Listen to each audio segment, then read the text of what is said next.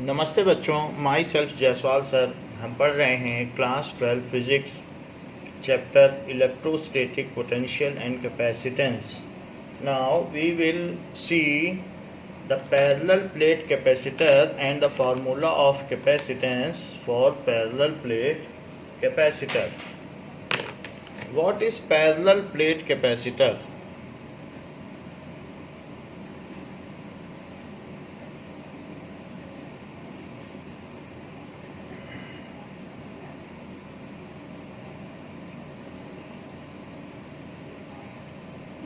If two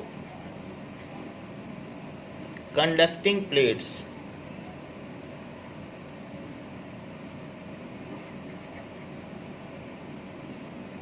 are separated by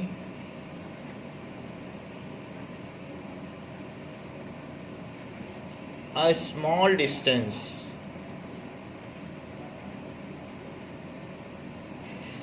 in comparison to the dimension of plates, in comparison to dimension of plates, either filled with dielectrics or having air between them, either filled with dielectrics or having air between them,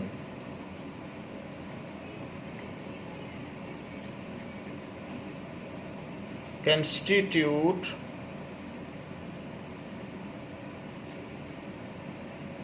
parallel plate capacitor.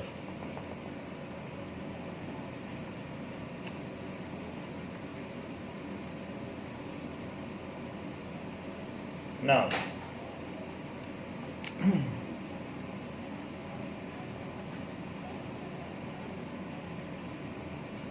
that will form parallel plate capacitor.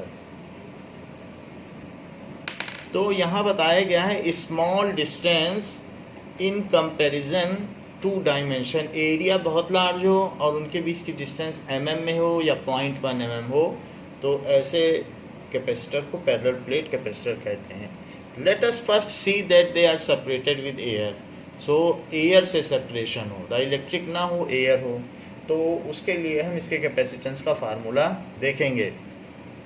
Now these are two capacitor,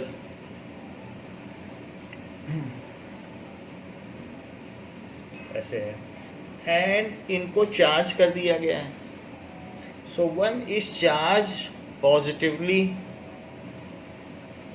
and other is charge negatively. तो ये जो charges हैं, ये bound charges हैं, वो negative charge इसमें inner surface पे लाई करेगा, क्योंकि वो अट्रैक्शन में है, तो इनर पे ये लाई करेगा और इनर पे ये लाई करेगा। तो इस तरीके से ये पैरेलल प्लेट कैपेसिटर हैं। इनका अगर एरिया ए मान लिया जाए, दोनों का एरिया ए ही होगा, and the distance between them is very small, though we have magnified it, explored it, however it is very small. These are charge by using cell. तो सेल या battery से हमने इसको चार्ज कर दिया है। अब हम देखेंगे तो ये पैरेलल प्लेट कैपेसिटर हो गया है ना। कैपेसिटर तो बाजार में बिक रहा है, तो इसी तरीके से होगा तो वो कैपेसिटर है। बाकी आपको घर पे लाकर उसको सेल से लगाना है। तो जैसे हम लोगों ने फिगर में देखा था इसके पिक्चर्स में, तो सिंपली कैपेसिटर ऐसे बिकता है। तो अब ये एक पैरेलल प्लेट कैपेसिटर हो गया है।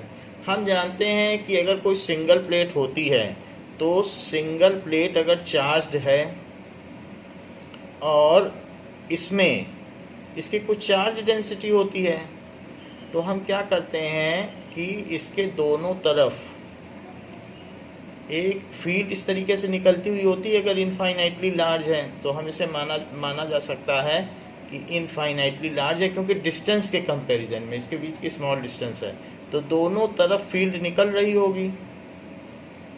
तो फील्ड भी आउटवर्ड है और जो एरिया वेक्टर है वो भी आउटवर्ड है। तो इसलिए यहाँ पर तो एरिया वेक्टर ऊपर है, तो इसलिए यहाँ से कोई फ्लक्स नहीं निकलेगा, यहाँ और यहाँ से निकलेगा। तो हम ये कह सकते हैं जो भी नेट फ्लक्स है इट इज इक्वल्स टू, जो नेट फ्लक्स है it is equals to Q by epsilon naught. लेकिन जो नेट फ्लक्स है वो दो जगह से है, यहाँ से और यहाँ से है। मान लीजिए इसे 1 सरफेस मान लिया जाए और इसे 2, 3 से तो कोई फ्लक्स नहीं है क्योंकि जो इसकी कर्व्ड सरफेस है वहाँ से कुछ नहीं, 1 और 2 से है। तो जो फ्लक्स नेट है वो φ1 एंड φ2 से है, तो वो E डॉट इलेक्ट्रिक फील्ड हम कुछ डिस्टेंस पे अगर ले लें या जो भी है, सो E डॉट इसका जो एरिया है तो E डॉट ए, लेकिन एरिया और इलेक्ट्रिक फील्ड वेक्टर अलॉन्ग है और इधर भी वही ले लिया जाए, यहाँ से भी तो फ्लक्स आउट हो रहे हैं और यहाँ से भी आउट हो रहे हैं, तो plus E dot A it is equals to, अब इसमें चार्ज क्या होगा, अगर इसकी चार्ज डेंसिटी सिग्मा है तो that is sigma into A. Charge क्या होता है, that is charge density into the area. तो इतनी जगह पे कितना चार्ज है, सिर्फ हम इतना ही तो ले रहे हैं, तो इसका एरिया भी ए हो जाएगा और इसकी चार्ज डेंसिटी से मल्टीप्लाई करिए क्योंकि ये पर मीटर स्क्वायर में जितना कूलम चार्ज है वो होता है, तो ए एरिया में कितना चार्ज, तो मल्टीप्लाई कर दिया अपॉन एप्सिलॉन नॉट।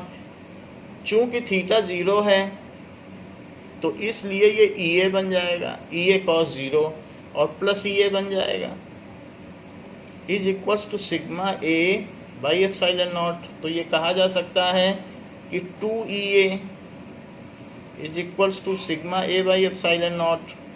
और अगर ए से ए कट जाए तो इलेक्ट्रिक फील्ड क्या होगी, electric field is equals to sigma by 2 epsilon not. तो यहाँ पर भी वैसा ही है कि जो ये प्लेट है इसकी वजह से जो इलेक्ट्रिक फील्ड है वो सिग्मा बाई 2 एप्सिलॉन नॉट है, और यहाँ से फील्ड इधर की ओर जाती हुई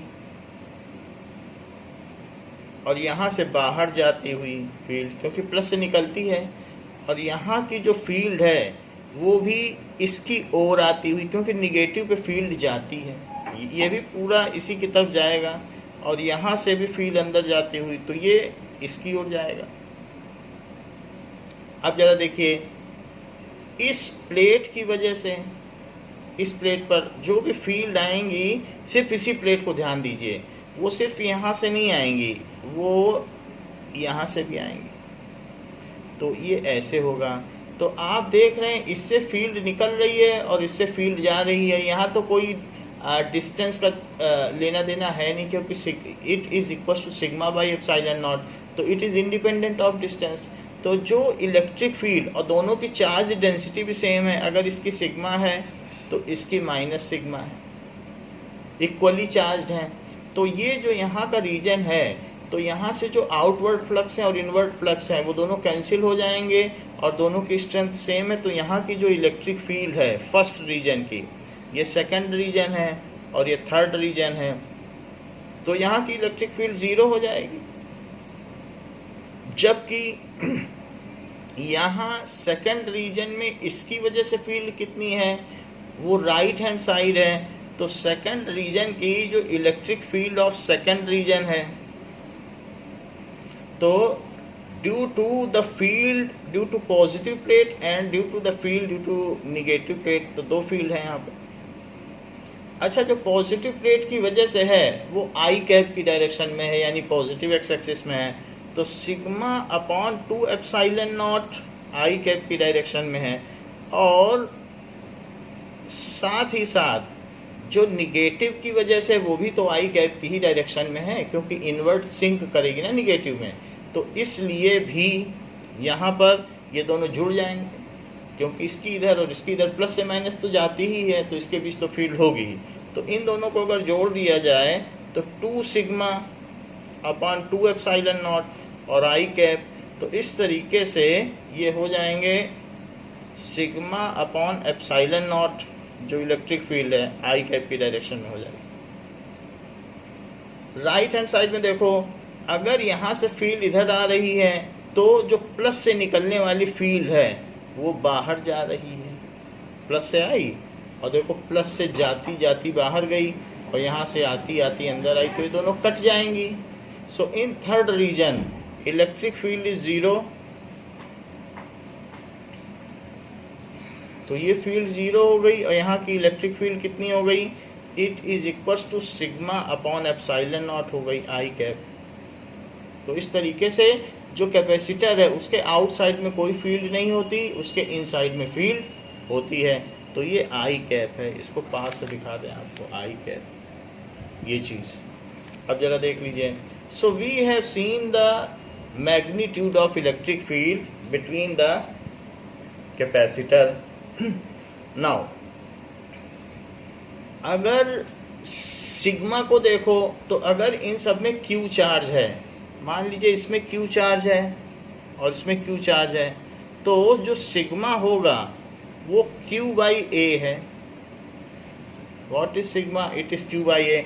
तो हम क्या कर सकते हैं कि जो E है we will take only magnitude, क्योंकि चैप्टर स्केलर का है। तो E is equals to sigma by epsilon naught and E is equals to Q by A epsilon naught. Sigma की जगह Q बाई A रख दिया, आप देख लो सिग्मा की जगह Q by A। Total charge upon area यही तो होती है सरफेस चार्ज डेंसिटी, तो हमने रख दिया टोटल चार्ज अपॉन एरिया। तो ये तो बात हो गई E की। But we also know that E is equals to V by D। E is equals to V by D। तो हम क्या कर सकते हैं कि V बाई D रख सकते हैं यहाँ पर। जैसे मान लीजिए कि आप ऐसा कर लें कि V की वैल्यू निकाल लें, V is equals to E D, ऐसा किया जा सकता है। तो V का फार्मूला बन गया। और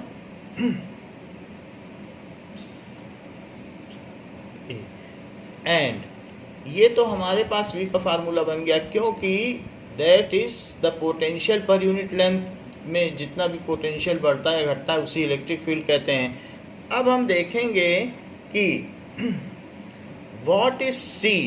देखो Q is equals to CV होता है, Q is equals to CV। तो Q की जगह आप क्या रखोगे, यहाँ से रख दो A एप्सिलॉन नॉट E।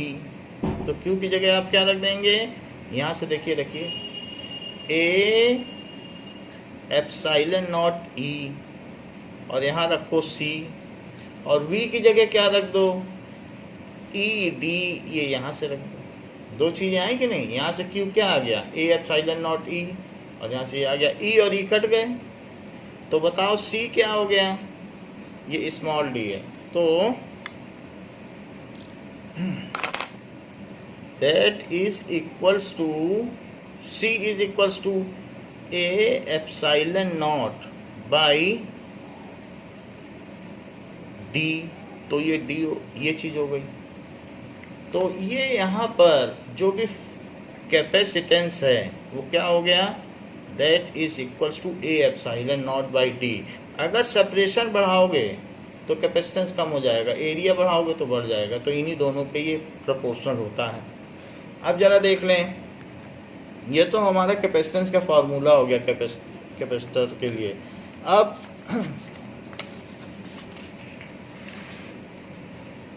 जो डाइलेक्ट्रिक कांस्टेंट होता है, if the capacitor is filled with medium, तो क्या होगा, if capacitor is filled with dielectric,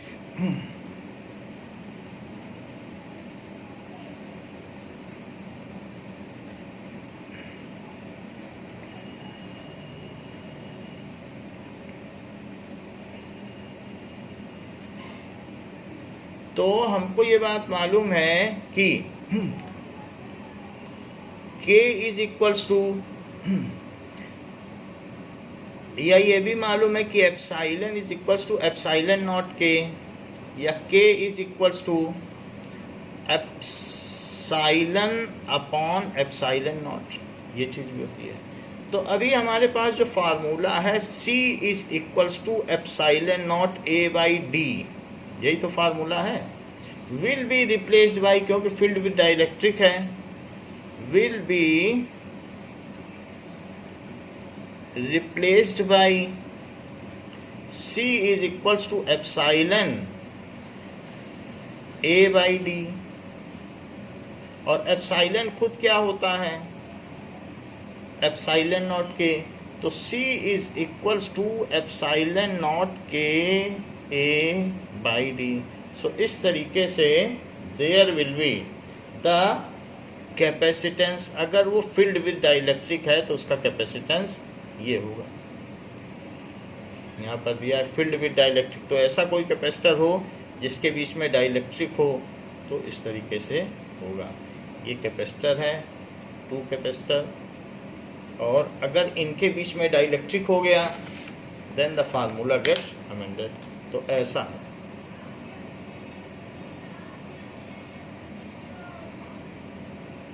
और जो भी डाइलेक्ट्रिक इसके बीच में फील्ड है तो उसका डाइलेक्ट्रिक कांस्टेंट K है। तो ये तो बात हमने देख ली कि कैपेसिटर का फार्मूला, कैपेसिटेंस का फार्मूला हो गया। नाउ कैपेसिटेंस की यूनिट फैरेड में होती है, अदरवाइज हम माइक्रो फैरेड और पिको फैरेड भी यूज करते हैं। मान लीजिए कि इफ बुक में दिया हुआ है इफ एरिया ऑफ प्लेट्स क्या हो,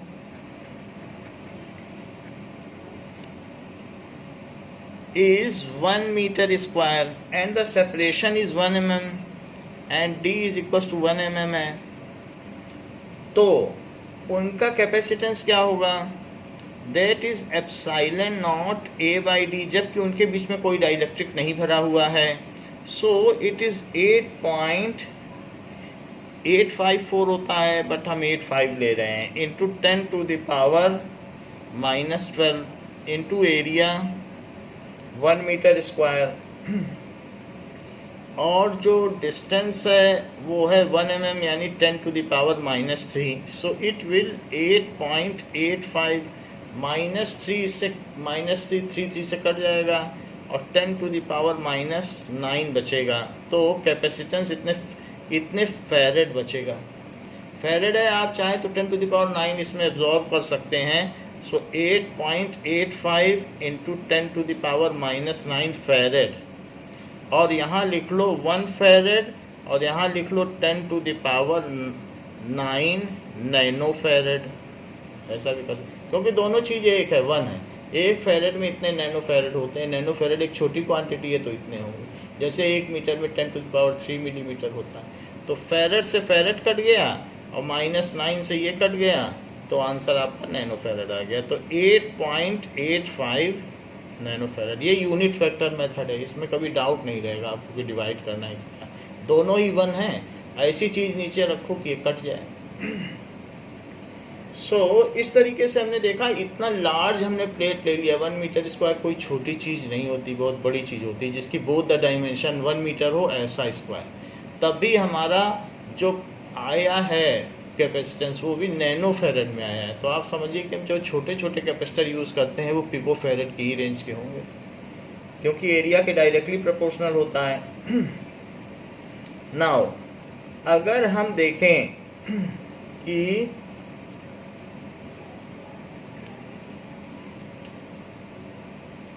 वन फैरेड के लिए हमने आपको कैलकुलेट करा ही दिया है कि कितनी लार्ज चीज़ चाहिए, और उसका 30 किलोमीटर लेंथ और 30 किलोमीटर अगर ब्रेथ लें और 1 mm से सेपरेटेड हो, then in that case the capacitance of that will be 1 farad. So a capacitor of which area can give us a 1 farad of capacitance. So calculate, उसी के ठीक नीचे बुक में दिया है, what should be the area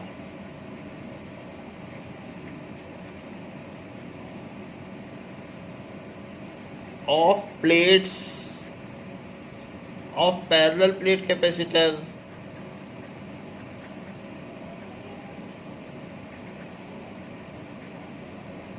having its capacitance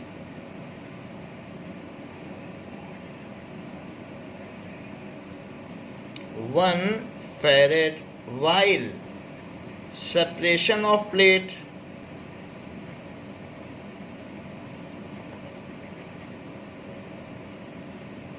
is 1 mm। तो ऐसा किया गया। तो C is equals to epsilon naught A by D. यदि हम 1 फेरेड का कैपेसिटेंस लेना चाहते हैं तो 8.85 इंटू 10⁻⁻12, जो कि वैक्यूम या निर्वात की वैद्युतशीलता कहलाती है, और एरिया हमें पता नहीं है, और डी की वैल्यू मालूम है 10⁻⁻3। तो ये चीज़ क्या बन जाएगी, 8.85 into 10⁻⁻9 into A is equals to 1। तो ए कितना हो जाएगा, 1/8.85 into 10⁻⁻9 is equals to A. So 1 में अगर हम 8.85 का डिवीजन करें तो क्या आएगा, 1 divided by 8.85 is equals to that is 0.112। तो इसलिए 0.112 इंटू 10⁻9 ये चीज़ हो गई, it is equals to A. सो ऐसा कहा जा सकता है कि 10⁻9 आ गया है। तो अब 10⁻9 है तो 10⁸ कर लो आप, इसको 1.12 कर लो और इंटू 10⁸ इज इक्वल्स टू ए। इसको छोड़ दो, अप्रॉक्सीमेट कर लो, तो 10⁸ इज ए। तो उसकी लेंथ ऑफ ब्रेथ कितनी होगी, that is 10⁴ into 10⁴ length of breadth. तो इसका मतलब है 10,000 मीटर या 10 किलोमीटर। 10 किलोमीटर और ये भी 10 किलोमीटर। तो 10 किलोमीटर बाई 10 किलोमीटर की अगर आप प्लेट लोगे तब जाके उसका 1 फेरेड होगा। 10 किलोमीटर ही कितना बड़ा होता है। तो ये चीज़ है। नाउ ये तो बात हमने देख ली कि पैरेलल प्लेट कैपेसिटर का कैपेसिटेंस कैसे निकाला जाएगा। अब हम देखेंगे कि now formula of capacitance for cylindrical capacitor. So formula of capacitance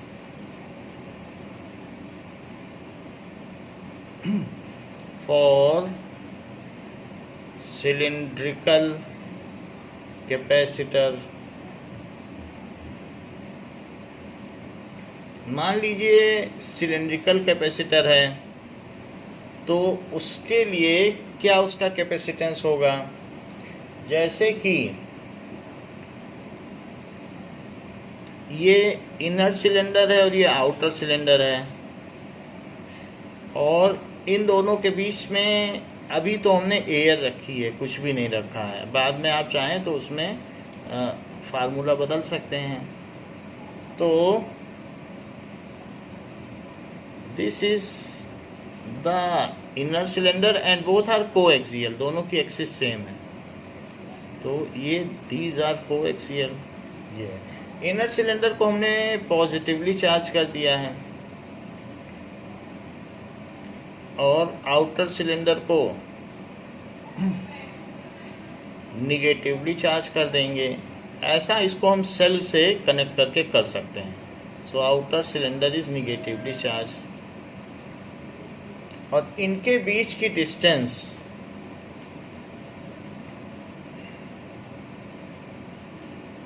बहुत थोड़ी सी रखी गई है। अब जरा देखें कि ऐसे केस में जो ये सिलेंड्रिकल है और ये इसकी एक्सिस है,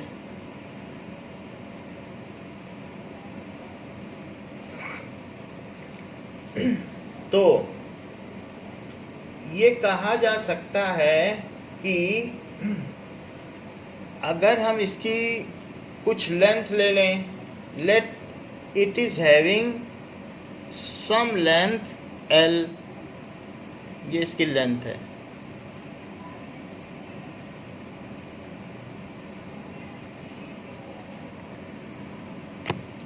अब हमने इसमें क्या किया है कि जो इनर रेडियस है उसको A ले लिया है और आउटर रेडियस को, ये इनर रेडियस को आप A ले लें और जो आउटर रेडियस है इसको बी ले लें सेंटर से, एक्सिस से हमने ए और बी ले लिया है। And we have also made a Gaussian surface around it, इसमें एक गॉसियन सरफेस बना दी है। जो इसमें फील्ड होगी वो फील्ड किस तरीके से होगी, ये अंदर वाला प्लस है तो प्लस से माइनस की ओर जाती हुई फील्ड, बीच में तो कुछ नहीं होगी लेकिन ये चारों तरफ इस तरीके से होगी, प्लस से माइनस की ओर, क्योंकि बाहर की सरफेस माइनस है तो फील्ड इस तरीके से होगी। ऐसे नीचे भी होगी तो नीचे की भी फील्ड क्या होगी, अंदर की सरफेस प्लस है तो ये फील्ड होगी। फील्ड किस तरीके की होगी और इनके बीच का पोटेंशियल क्या होगा वो हमें निकालना है। जो पिछला वाला भी हमने केस किया था तो हमने उसमें क्या किया था कि हमने सबसे पहले पोटेंशियल निकाल लिया था। तो पोटेंशियल निकालने के बाद हम कैपेसिटेंस आसानी से निकाल सकते हैं। जैसे आप ये देखिए, तो यहाँ पर हमने पोटेंशियल निकाल लिया था, वो ईडी आया था, फिर वही वैल्यू डाल दी थी। तो यहाँ पर भी हम सबसे पहले पोटेंशियल निकालेंगे फिर फार्मूला लगा देंगे। तो एक उसके लिए पोटेंशियल निकालने के लिए हमने गॉसियन सरफेस इनके बीच में ले ली है। तो गॉसियन सरफेस पॉजिटिव सिलेंडर और निगेटिव सिलेंडर के बीच में ले ली है, such that it is at the distance of, ये सेंटर से कितनी डिस्टेंस पर है, आर डिस्टेंस पर, ऐसा आप कर लें, जहाँ पर आर की वैल्यू ए से बड़ी है और बी से छोटी है। So it is greater than A and less than B, ऐसा किया गया है। और इसमें तो it is looking explored but it is of miniature size, तो हम ये कह सकते हैं कि इसमें जो चार्ज डेंसिटी हम लीनियरली ले सकते हैं कि पर यूनिट लेंथ इसकी चार्ज डेंसिटी लैम्डा है। Let the charge density of positive plate is lambda. Let charge density या linear charge density per unit length is equals to lambda coulomb per metre, ऐसा। तो अब ये जो हमारी Gaussian surface है, ये बीच वाली जो सरफेस है ये गॉसियन सरफेस है, इसको अंदर वाले चार्ज को हमने इनक्लोज कर लिया है, बाहर वाले को छोड़ दिया है। सो ये है गॉसियन सरफेस। तो इससे कितना नेट फ्लक्स आउट हो रहा है, उसी से तो फ्लक्स निकल रहा है, निगेटिव की ओर जा रहा है। सो जो भी फ्लक्स है वो ई डॉट डी एस है, जहाँ डी एस गॉसियन सरफेस है, it is equals to Q, उसमें कुछ चार्ज होगा, और क्यू अपॉन एप्सिलॉन नॉट। तो ये गॉस लॉ है, गॉस लॉ। अब ई इसका जो सरफेस है, देखो ये दोनों ऊपर और नीचे की सरफेस डिस्कार्ड कर दो, क्योंकि इसका जो एरिया वेक्टर है वो ऊपर जाएगा, तो वो जो एरिया वेक्टर ऊपर जाएगा और फील्ड इधर है तो वो दोनों परपेंडिकुलर हो जाएगी। तो इसका और इसका नीचे का कोई फ़ायदा नहीं है, तो हम सिर्फ इसका जो कर्वेचर वाला सरफेस है वहीं लेंगे, वहाँ field and area vector both are along, field भी बाहर जाती हुई और एरिया वेक्टर भी बाहर जाता हुआ। तो इसको कहा जा सकता है E इंटू लेंथ L है, और जो रेडियस है वो कितना है R। तो बताओ एक ऐसा होता है तो कर्व्ड सरफेस एरिया कितना होता है, 2 पाई R और L। इसी को खोल दो, ये जो एक आपने एक ऐसा सिलिंड्रिकल बना रखा है, तो कितना होता है कर्व्ड सरफेस एरिया। सो 2 पाई RL होता है, is equals to Q।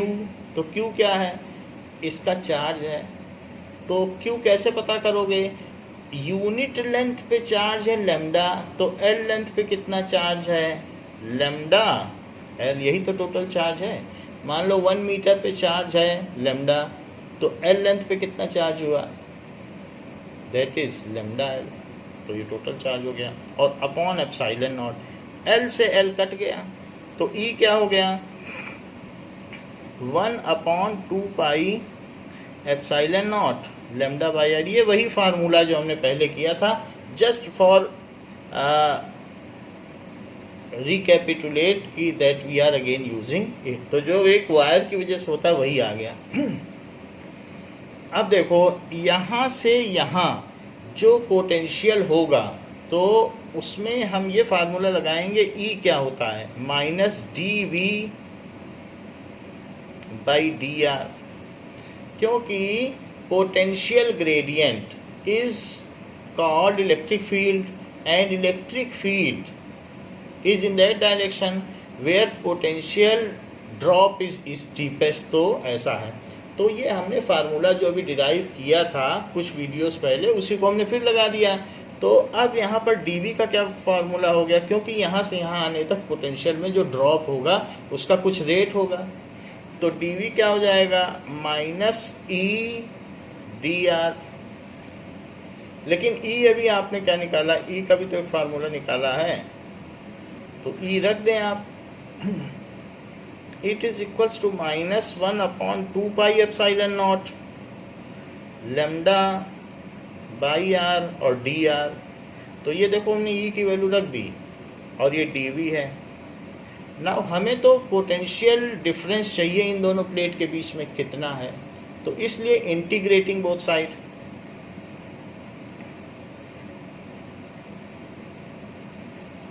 Side,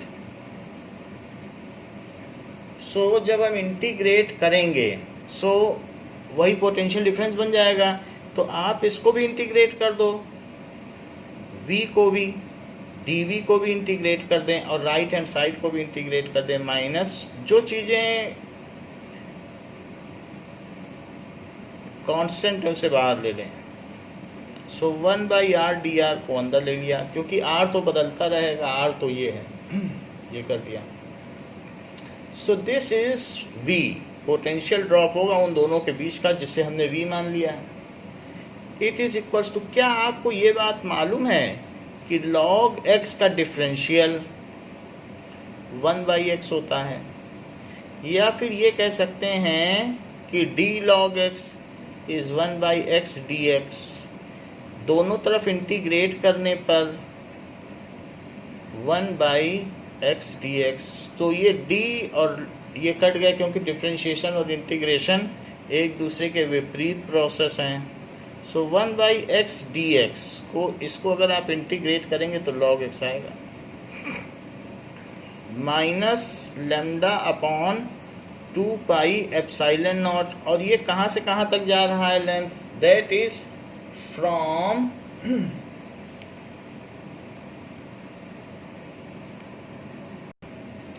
now यहाँ पर हमें लिमिट लगानी है। तो आप ये देखिए कि फील्ड कहाँ है, फील्ड इसमें यहाँ बाहर जाती हुई है, फील्ड बाहर जा रही है। तो जब हमने पोटेंशियल का डिडक्शन किया था तो हम चार्ज को अंदर ला रहे थे, क्यों, क्योंकि हमें फील्ड के अगेंस्ट लाना होता है, तो आपको B से A की तरफ जाना होगा, तभी तो dr निगेटिव है, उसी वजह से एक निगेटिव साइन आया है। तो जहाँ फील्ड जाए उसके अपोजिट मूव करने पे V आता है। सो जो हमारी लिमिट होगी वो B से A की ओर होगी, क्योंकि फील्ड बाहर जा रही है और हम फील्ड के अपोजिट काम करेंगे, वही पोटेंशियल होगा। सो यहाँ पे जो लिमिट लगाई जाएगी वो आउटर जो सिलेंडर है उसका रेडियस और ये इनर सिलेंडर का रेडियस, आपको फील्ड के उल्टा जाना है। शुरू के डिडक्शन से भी हमने ऐसा किया था, तो यहाँ पर ऐसा हमने कर लिया। नाउ यहाँ आपको बताया जा चुका है कि 1/x dx को log x कहते हैं। सो इसमें भी यही काम कर दो, दिस इज log r, क्योंकि 1/r dr है, और लिमिट लगा दीजिए b और a, ये कर दीजिए। So this is equals to minus lambda upon 2 pi epsilon not, और log r है तो upper limit minus lower limit. So log a minus log b, ये कर दिया। अब माइनस को अंदर ले जाओ, so lambda by 2 pi epsilon not, so log b minus log a, तो ये v हो गया। अब हम क्या करेंगे कि log m minus log n क्या होता है, क्या आपको इसकी जानकारी है कि log m minus log n तो वो होता है log m by n, that is log m by n। तो इसी तरीके से जो v होगा वो lambda upon 2 pi epsilon not और log b बाई a, ये हो गया, ये कर दिया हमने। अब जरा देखें, it is at the base E, ये जो भी चीज़ है, क्योंकि जब हम यहाँ पर भी करते हैं तो यहाँ जो आता है वो ई बेस पे आता है, so it is at the base E. तो यहाँ पर भी हमने जितने भी लॉग लिए हैं that is at the base E, क्योंकि इंटीग्रल से जो निकल के आता है वो नेचुरल लॉगरिदमिक होता है, तो ये सब ई के बेस पे है, ये ई है। अब देखिए, हमने जब v का पता लगा लिया है तो अब हमें c चाहिए, तो q इज इक्वल टू क्या होता है, q is equal to C V, तो c क्या होगा, c is equal to q by V. q को थोड़ी देर पहले हमने बताया था कि ये लैम्डा l है, और v अभी ऊपर आ गया, v का फार्मूला रखो, जो ये v की वैल्यू आई है ये सारी की सारी अब यहाँ नीचे रख दीजिए, तो it is lambda by 2 pi epsilon not और log E B by A. Lambda से लैम्डा कट गया तो क्या हो गया, 2 पाई एप्सिलॉन नॉट भी ऊपर चला गया, 2 पाई एप्सिलॉन नॉट एल और अपॉन, अगर लॉग ई को आप कॉमन लॉगरिथमिक में बदलना चाहते हैं तो 2.303 से मल्टीप्लाई कर दें और लॉग फिर ये 10 हो जाएगा b बाई ए। तो ये चीज़ आपको क्लासरूम में बताई जा चुकी है कि किस तरीके से हम इस लॉग को इसमें बदल सकते हैं। कभी भी अगर आपको किसी चीज़ को बदलना है, मान लीजिए लॉग ई एम है, तो एक फार्मूला होता है कि लॉग m अपने मर्जी का बेस अपॉन लॉग e अपने मर्जी का बेस, तो वही चीज़ हमने यहाँ पर लगा दी है। तो जो इसकी वैल्यू आती है 0.424, ये चीज़ जब हम ये 2.718 आता है, तो जब हम उसकी वैल्यू निकालेंगे तो 0.414 आती है, वो डिवाइड होने के बाद 2.303 ऊपर आ जाती है, तो वही चीज़ हमने की है। सो दिस इज सी का फार्मूला हमारे पास आ गया है। हाँ, अगर मान लीजिए कि इसके बीच में डाइलेक्ट्रिक है, if dielectric is placed in ये cylindrical capacitor, so epsilon not will be replaced with epsilon. If dielectric, यहाँ पर हमेशा बी ग्रेटर है ए से, क्योंकि कैपेसिटेंस तो निगेटिव नहीं हो सकता किसी का, कुछ ना कुछ तो चीज़ किसी बर्तन में रखी ही जा सकती है, वही उसकी धारिता कहलाती है। If dielectric is placed between plates, then formula जो epsilon naught is replaced by, तो वो अब जो एप्सिलॉन नॉट है वो प्रतिस्थापित हो जाएगा, इट इज रिप्लेस्ड बाई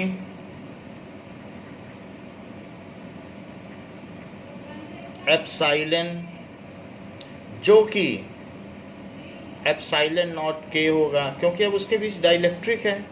तो फिर सी क्या हो जाएगा, 2 पाई एप्सिलॉन नॉट के और जुड़ जाएगा, क्योंकि हम एप्सिलॉन रख रहे हैं यहाँ, इसकी जगह एप्सिलॉन रख दिया, फिर एप्सिलॉन की वैल्यू भी डाल दी एप्सिलॉन। आप 2 बार में कर सकते हो, पहले एप्सिलॉन लिखो फिर अगले स्टेप में ये लिखो। ये आपके एक्सरसाइज का क्वेश्चन है, तो बुक का ही क्वेश्चन है ये, तो आप एक्सरसाइज में देखेंगे तो पैरेलल प्लेट कैपेसिटर के बारे में ऐसे बताया गया है। अब हम देखेंगे कि अगर स्फेरिकल कैपेसिटर है तो उसके लिए क्या फार्मूला है। So capacitance of spherical capacitor,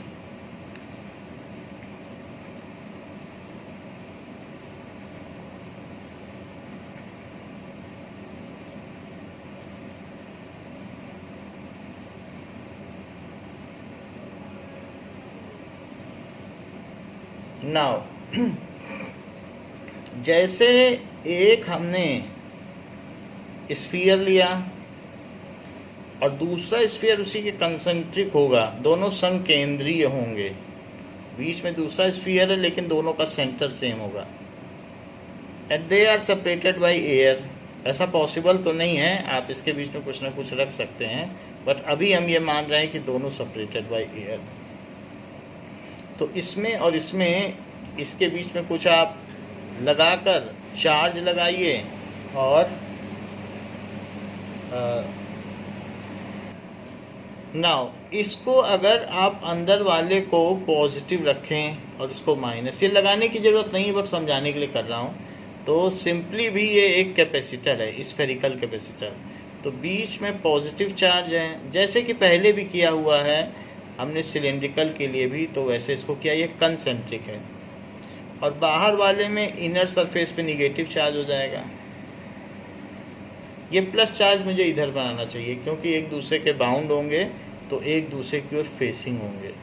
तो आप जब बनाइए तो इधर बनाइए, ये चीज़ हो गई। तो इस तरीके से हमने कर दिया। अगर मान लीजिए जो अंदर है ये A है और बाहर B है, तो इसके बीच में फिर से वही काम करो, एक गॉसियन सरफेस बनाओ। तो गॉसियन सरफेस इसके बीच में बना लीजिए और गॉसियन सरफेस बनाकर जो प्लस से निकलने वाला फील्ड होगा वो बाहर जाएगा। वैसे बाहर की ओर तो कोई फील्ड होगी ही नहीं, क्योंकि बाहर में अंदर आती हुई और प्लस से बाहर जाती हुई वो सब एक दूसरे को कट कर देंगी, क्योंकि डिस्टेंस बहुत थोड़ी है। तो सिर्फ यहाँ से यहाँ जाती हुई फील्ड होगी, हर तरफ यहाँ से यहाँ जाती हुई, प्लस से माइनस की ओर ऐसे होगी। जितनी भी फील्ड होंगी वो सब ऐसी होंगी। और जो एरिया वेक्टर होगा वो गॉसियन सरफेस से वो भी बाहर जाता हुआ होगा, क्योंकि एनवेलप से बाहर निकलता है। तो इस तरीके से ये तो हमारा फील्ड हो गई बाहर,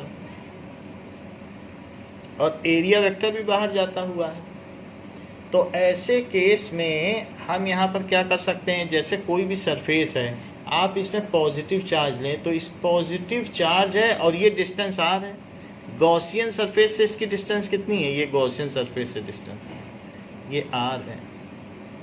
तो पॉजिटिव चार्ज अगर है तो सारा चार्ज उसके सेंटर पे ही कंसंट्रेटेड माना जाता है।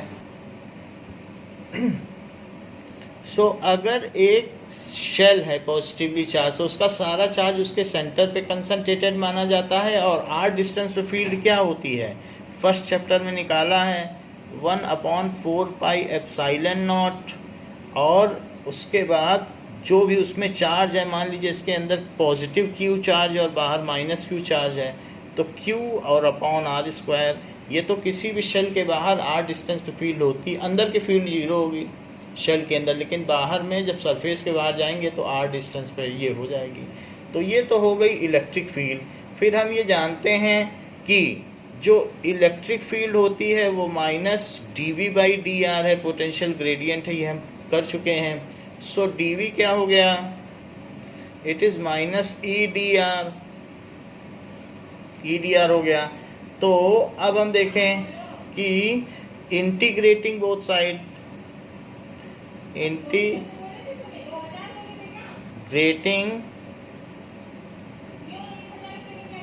बोथ साइड, तो यहाँ पर -E, तो EdR ये चीज़ हो गई। अब इसके बाद dV तो V बन गया, लेकिन इस साइड देखो तो 1/4 पाई epsilon not Q/r square. E की वैल्यू डाल दी, ये जो थी E की वैल्यू, यही E की वैल्यू हमने इसमें डाल दी यहाँ पे, और साथ ही साथ dr। अच्छा, हमने ये बात देखी थी कि जो यहाँ पर dr होता है हमें इलेक्ट्रिक फील्ड, नाउ यहाँ पर हम इलेक्ट्रिक फील्ड के उल्टा इसलिए चल रहे हैं क्योंकि work done in bringing unit positive charge opposite to electric field, that is only the potential. So इसलिए जो भी यहाँ पर हमने लिमिट लगाई है वो B से A की तरफ लगाई है, क्योंकि जो इलेक्ट्रिक फील्ड है वो A से B की तरफ है बाहर जाती हुई, तो हम B से A की तरफ आएंगे। That's why the same thing which we have done earlier in cylindrical capacitor have also done in this case। तो इसमें से कुछ चीज़ें जो कि कांस्टेंट हैं that has been taken out of the integration। So integral से हमने उसे बाहर निकाल लिया है and there is the one formula for integration, it is x to the power n plus 1 divided by n plus 1. the same has been used, will be used over here. तो उसी को हम यूज करने जा रहे हैं. तो यहाँ पर v is equals to minus Q upon 4 pi epsilon naught. और जब इस पे r टू द पावर -2 पे यूज करोगे तो r to the power -2 + 1 upon -2 + 1 and जो लिमिट होगी वो b से a की ओर होगी and this will be -q upon 4 pi epsilon naught. और यहाँ से r टू द पावर -1 आएगा और एक माइनस भी आएगा, r to the power -1 1/r बन जाएगा. और ये b और a ये दोनों निगेटिव आपस में सबसाइड हो जाएंगे तो बचेगा क्या, that will be q upon 4 pi epsilon not 1/r. और इस पर अब आप अपर लिमिट और लोअर लिमिट लगा दें. So this is q upon 4 pi epsilon naught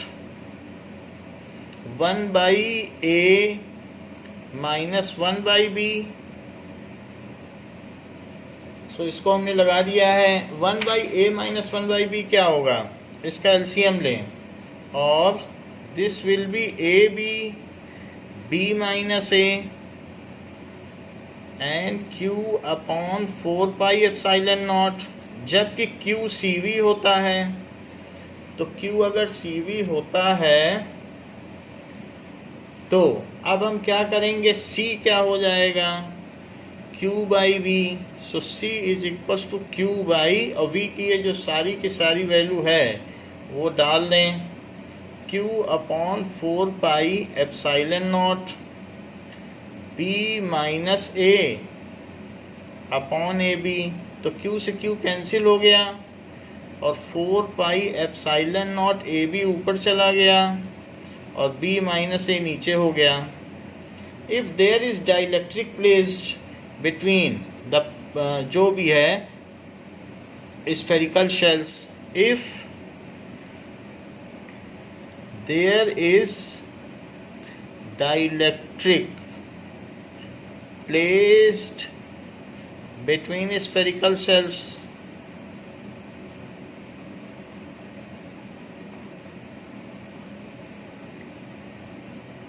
तो क्या होगा, तो जो C का फार्मूला है वो अमेंड हो जाएगा. C will be 4 pi epsilon लिखिए AB upon B minus A. लेकिन एप्साइलन क्या होता है, हमें मालूम है कि K is equals to epsilon by epsilon naught. तो एप्साइलन की वैल्यू K एप्साइलन नॉट होती है.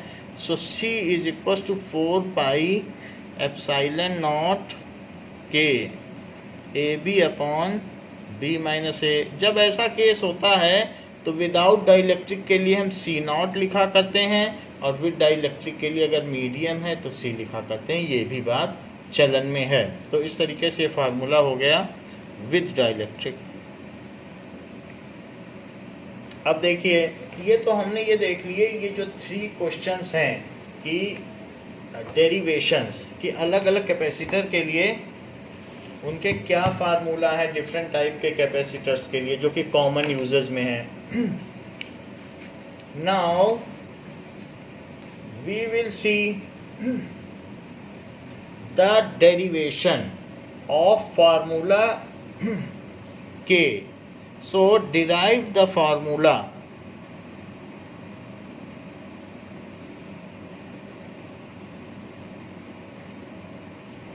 K is equals to C/C0. इसको कहा गया है K is equals to C/C0.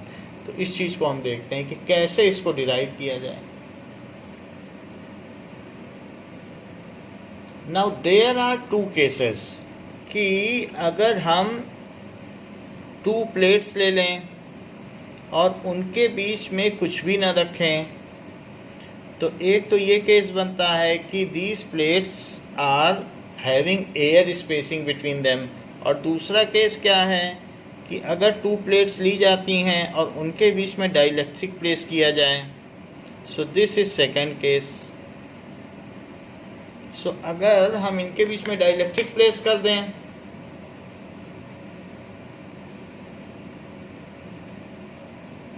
तो ये दूसरा केस बनता है। अब जरा देखो, जो फर्स्ट केस है उसके लिए हमने ये बात देख ली थी कि उसे हम जो भी वैक्यूम है या एयर है उसको कहेंगे कि उसके बीच में पोटेंशियल डिफरेंस V0 है। एक बात मैं आपको और बता दूं कि मान लीजिए कि ये दो अलग अलग एक्सट्रीम प्लेट्स हैं और इनके बीच में 10 वोल्ट का पोटेंशियल डिफरेंस है और इनके बीच की डिस्टेंस 2 मीटर है। तो इसके बीच की जब इलेक्ट्रिक फील्ड आप निकालोगे तो that is V/D, it is 10/2 यानी 5 वोल्ट पर मीटर होगी। कभी भी जो पोटेंशियल डिफरेंस है और उसके बीच का जो डिस्टेंस है उनको डिवाइड कर दो तो potential difference per unit distance is called electric field. ये बड़ी आसान बात है। तो इस तरीके से हम यहाँ पर देखते हैं कि जो भी है ये फार्मूला तो हमें पता ही है। तो इस केस में क्या होगा, इस केस में होगा कि E0 इज इक्वल टू, क्योंकि इसके बीच में एयर है, एयर या वैक्यूम है, E0 is equal to V0/D, ऐसा कहा जा सकता है। या फिर ये भी कहा जा सकता है कि V0 is equals to E0D। And ऐसे केस में जब this is equal to V0 is equal to E0D, तो इन प्लेट्स पर अगर अलग अलग चार्ज है, एक प्लेट पर चार्ज होगा -Q और दूसरी प्लेट पे चार्ज होगा +Q, ऐसा चार्ज होगा। तो फिर जो इसका अलग अलग चार्ज है यानी डिफरेंट नेचर का चार्ज है, तो C क्या होता है, Q/V। तो C0 क्या होगा, चार्ज तो वही है, Q/V0। अब V0 की वैल्यू आप डाल दीजिए। V0 की वैल्यू क्या डाली जा सकती है, it is equals to Q/E0D, ऐसा डाल दें। ये हमने C0 डाल दिया, दैट इज C0 की वैल्यू डाल दी। अच्छा, जब हम पैरेलल प्लेट कैपेसिटर पढ़ रहे थे तो उसमें हमने इनके बीच का जो इलेक्ट्रिक फील्ड है वो σ/ε0 निकाला था। तो σ/ε0 ये किसकी वैल्यू है, दैट इज, यहाँ दो अलग अलग केस लिए जा रहे हैं, एक लिया जा रहा है डाइलेक्ट्रिक का और एक इसका। तो यहाँ पर जो E0 है वो σ/ε0 है, वो वैल्यू आप यहाँ डाल दें। So this is equals to Q upon σ/ε0D। तो अब ऐसा करने पर सिग्मा खुद Q/A है, और या ये कह सकते हैं कि जो Q है वो कुछ और नहीं है, surface charge density into A है। Q भी तो ये होता है, तो सारी वैल्यू डाल दें, दैट इज σA अपॉन σ/ε0 ऊपर चला गया और D, तो इससे ये कट गया। So it is A/ε0/D। तो ये फार्मूला हम पहले प्रूव कर चुके हैं जो कि C0 के लिए। सो this is the formula for C0 कि इट इज ε0A/D। लेकिन जरा यहाँ पर आइए, तो यहाँ पर अब दो चीज़ें हैं। ये जो डाइलेक्ट्रिक है ये पोलराइज हो जाएगा, और पोलराइज होने के बाद क्या होगा, दो तरीके की चीज़ें होंगी कि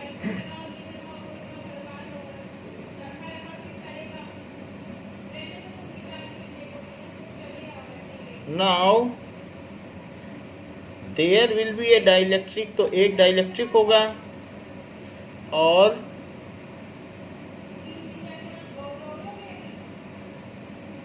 ये डाइलेक्ट्रिक होगा, और इस पर एक इंड्यूस्ड चार्ज डेंसिटी होगी।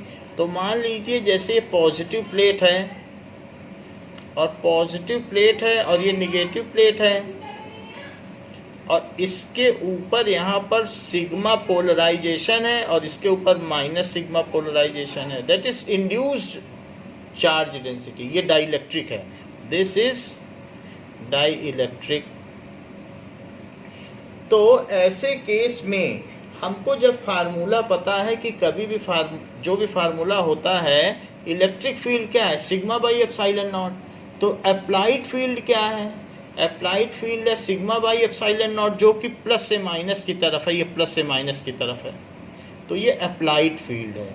सो ई कितना है बताइए, जो आपने बाहर से लगाया, that is sigma by epsilon not. क्यों, क्योंकि ये सिग्मा है माइनस सिग्मा, और ये कितना है प्लस सिग्मा। ये तो ओरिजिनल आपने लगाया ना, उसकी वजह से इस पे इंड्यूस्ड चार्ज डेंसिटी है, वो कुछ और होगी, वो इसके बराबर नहीं हो सकती, इसका मुकाबला नहीं कर सकती, थोड़ी कम होगी। तो इसकी वजह से इसके अंदर एक फील्ड डेवलप हुई। तो वो फील्ड क्या है, इंटरनल फील्ड। इंटरनल फील्ड ये आउटसाइड की फील्ड है, और इंटरनल फील्ड जो होगी वो sigma P by epsilon not.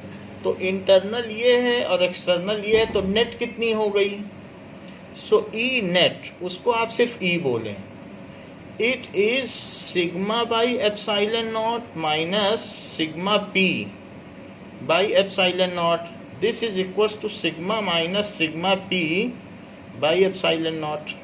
ये चीज हो गई। So this is E not and this is E, ये मीडियम की हो गई।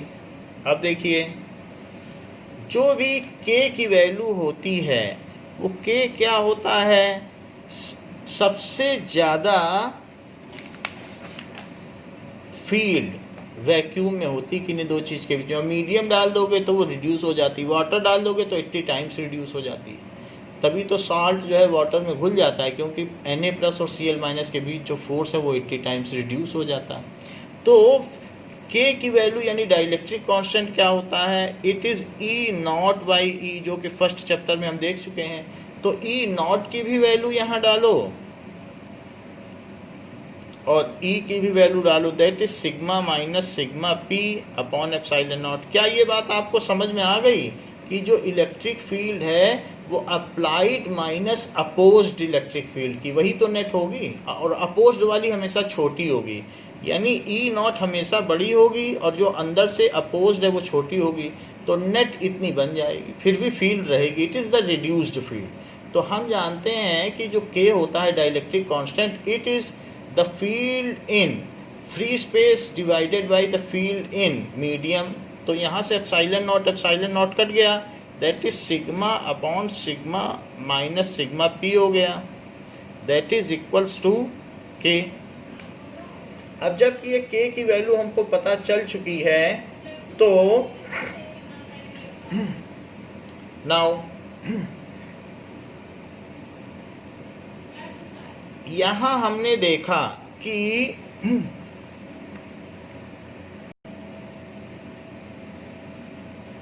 तो हमारे केस में अब क्या होगा, जो E होगा is equals to V by D. अब यहाँ हमने नॉट नहीं लगाया क्योंकि सब मीडियम के लिए है, लेकिन E क्या है, E तो ये है सिग्मा माइनस सिग्मा पी और अपॉन एप्सिलॉन नॉट, यही तो E है, is equals to V by D. अच्छा, सिग्मा माइनस सिग्मा नॉट क्या है, जरा यहाँ से देखो, इसको ऊपर ले जाओ तो इट इज सिग्मा बाई के। तो मैं इस वैल्यू की जगह क्या लिख सकता हूँ, जो यहाँ से आप देखिए सिग्मा माइनस सिग्मा पी किस क्या है बताइए, सिग्मा बाई के। तो ये वैल्यू मैं डाल सकता हूँ, यहाँ पर मैं डाल दूँ इसको, तो it is sigma by K epsilon not, और डी भी उधर ले जाओ, it is equals to V. जबकि v आ चुका है तो अब हम सीधा c का फार्मूला लगाएं, तो c is equals to, c का क्या फार्मूला हो जाएगा, q is equals to C V, तो c is equals to q by V. q को क्या लिखा जा सकता है, सिग्मा a, और v यहाँ क्या है, sigma d and k epsilon not. So sigma d upon k epsilon not, upon k epsilon not. तो अब जरा देखिए, तो यहाँ से सिग्मा और सिग्मा कट गया, तो सी क्या हो गया, इट इज ए के एप्सिलॉन नॉट बाई डी। ये तो सी का फार्मूला आ गया, और जो पीछे फार्मूला आया है यहाँ पे वो सी नॉट का फार्मूला आया है। तो सी और सी नॉट के हमारे पास फार्मूले बन गए हैं। जबकि सी और सी नॉट के फार्मूले बन गए हैं, तो अब हम क्या करेंगे, now we will divide them, C by C naught. देखो सी का फार्मूला ये है, तो यहाँ पर क्या करो, C by C not, C by C not. तो सी का फार्मूला यहाँ से लिख दो, ए के epsilon naught by D, that is a के एप्सिलॉन नॉट बाई डी। और उसके नीचे किसका फार्मूला लिख दो, सी नॉट का लिख दो, A epsilon naught by D. So A epsilon naught by D. ऐसा करने से क्या होगा, ए से ए कट गया, एप्सिलॉन नॉट से एप्सिलॉन नॉट और डी से D. So C by C naught is equals to K. तो हेंस प्रूव्ड। इस तरीके से हमने इसे प्रूव कर दिया। नाउ तो ये बात हो गई कि जो k है वो कई चीज़ों के इक्वल अब हो गया है। जो k था पहले तो f नॉट बाई एफ के इक्वल था, फिर वो e नॉट बाई ई के इक्वल हुआ, लेकिन थोड़ी देर बाद हमें पता चला कि e is equals to V D होता है।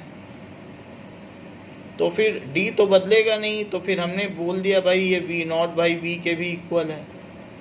लेकिन फिर थोड़ी देर बाद पता चला कि that is k is equals to, क्योंकि ये भी हमें मालूम है epsilon is equals to epsilon naught k।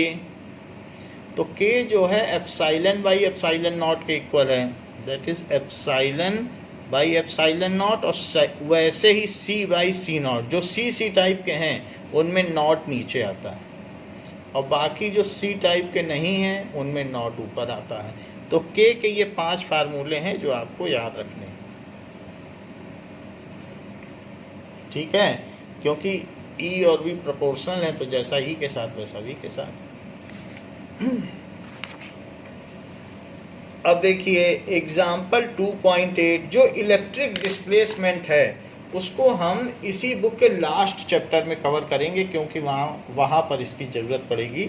तो वहाँ पर आपको जो ये डिस्प्लेसमेंट है, डिस्प्लेसमेंट करंट, वहाँ उसका काम पड़ेगा। इस चैप्टर में इसका कोई ख़ास काम नहीं है, तो ये उसी के कॉन्टेक्स्ट में बताया गया है, वहीं इसको हम कवर कर दें।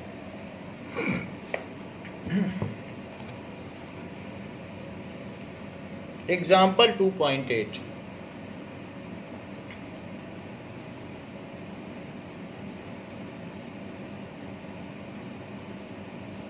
now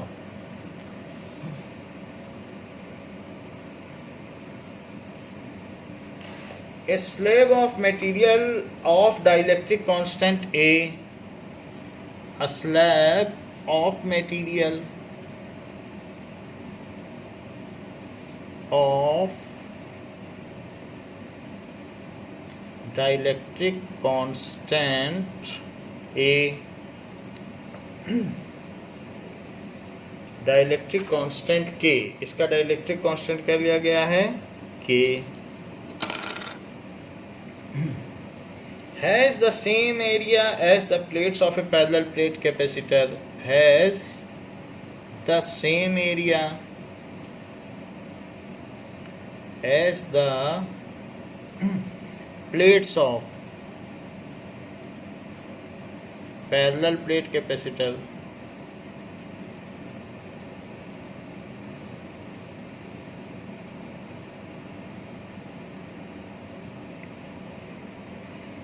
but has a thickness, but has a thickness 3/4D, जो उसके बीच की थिकनेस है उसका 3/4 में ही हमने डाइलेक्ट्रिक रखा है, बाकी में फ्री स्पेस है या वैक्यूम है। Where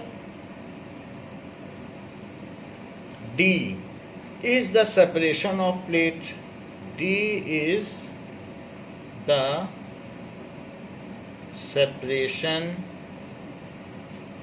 of plates. How is the capacitance changed?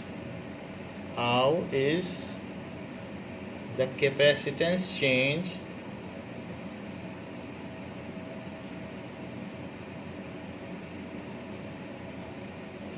when the slab is inserted between plates? When the slab is inserted between plates,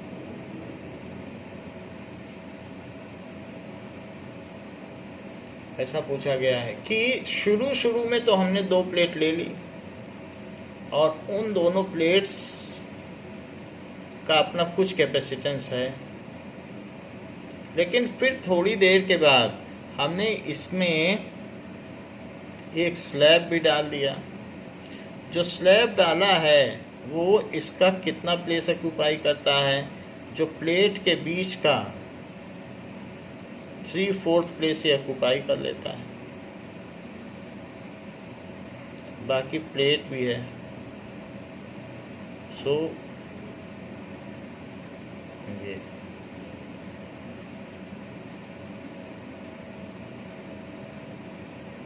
तो इस तरीके से ये हमने स्लैब डाल दिया। 1/4 प्लेस में अभी भी एयर है, तो ये 3/4 प्लेस में हमने स्लैब डाल दिया।